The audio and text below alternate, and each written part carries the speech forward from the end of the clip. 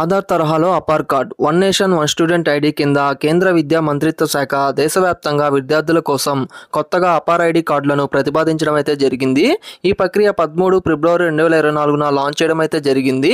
ఇది ఆగస్టు 22 నుండి కూడా స్కూల్ లెవెల్లో రిజిస్ట్రేషన్స్ అయితే స్టార్ట్ చేశారు.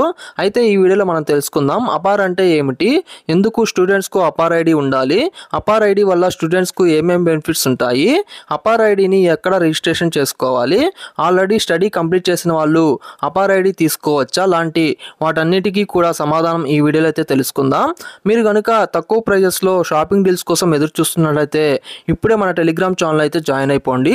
సో ఇక్కడ ప్రతి ప్రోడక్ట్ ప్రైస్ తక్కువలో వచ్చినప్పుడు పోస్ట్ చేయడం అయితే జరుగుతుంది. అలాగే మంచి మంచి ఆఫర్స్ సంబంధించి ట్రిక్స్ కూడా ఈ టెలిగ్రామ్ ఛానల్లో పోస్ట్ చేయడం అయితే జరుగుతుంది. దీనికి సంబంధించిన లింకును మీకు కింద ఉన్న డిస్క్రిప్షన్లో అయితే ఇస్తాను. సో అక్కడ నుండి క్లిక్ చేసి మీరు డైరెక్ట్గా మన టెలిగ్రామ్ ఛానల్ అయితే జాయిన్ అయిపోవచ్చు.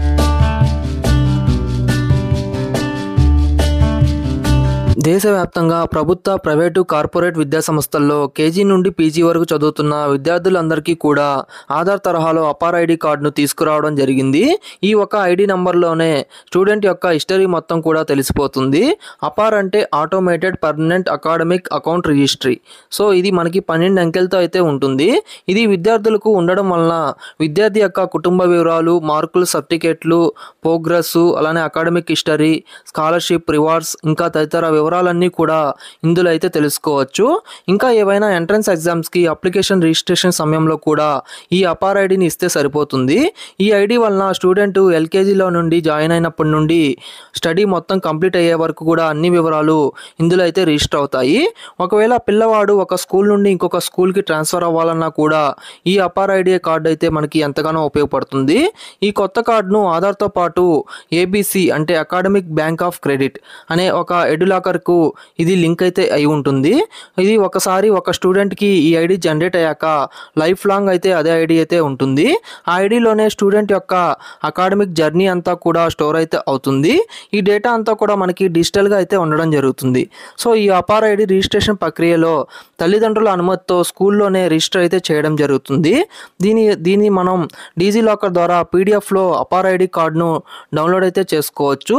సో ఈ అపార్ ఐడి కార్డును ఏ విధంగా డౌన్లోడ్ చేసుకోవాలో కూడా ప్రాసెస్ అనేది తర్వాత వీడియోలో అయితే నేనైతే చూపిస్తాను.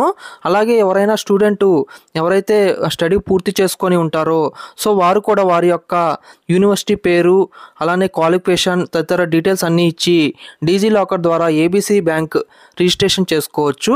సో మీరు కూడా ఈ అపార్ ఐడి ఆ కార్డుని డౌన్లోడ్ ఎలా చేసుకోవాలనేది దీనికి సంబంధించి కూడా నేను తర్వాత వీడియోలో అయితే నేనైతే చూపిస్తాను. అలాగే మనము ఏదైనా కంపెనీకి జాబ్ కోసం వెళ్ళినప్పుడు ఇంటర్వ్యూయర్ దీనిపైన ఉన్న క్యూఆర్ కోడ్ను స్కాన్ చేసినట్లయితే మన యొక్క బయోడేటా అంతా కూడా వాళ్ళకైతే రావడం జరుగుతుంది.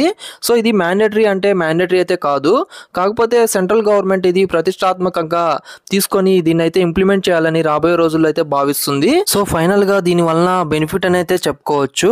ఇది ఇవాళ వీడియో. ఈ వీడియో నచ్చిందని అనుకుంటాను. ఈ వీడియోలో ఇన్ఫర్మేషన్ ఉందంటే లైక్ చేయండి, షేర్ చేయండి, అలానే మన ఛానల్ సబ్స్క్రైబ్ చేయండి. Thank you friends, thank you for watching this video.